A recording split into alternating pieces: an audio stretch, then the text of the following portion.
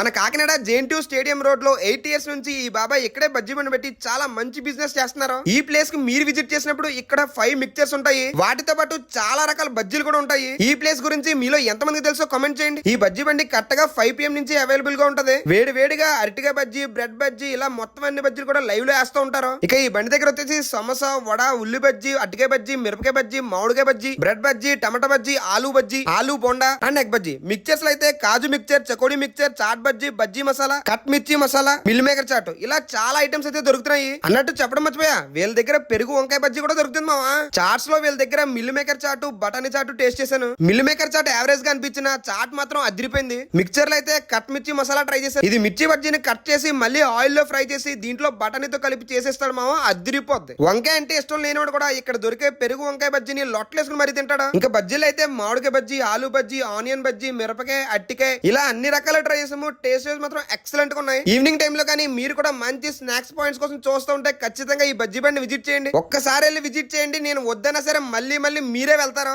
Address మళ్ళీ చెప్తున్నా, Kakinada JNT stadium road లో వెళ్తుంటే లెఫ్ట్ లో ఉంటది ఈ బజ్జీ బండి.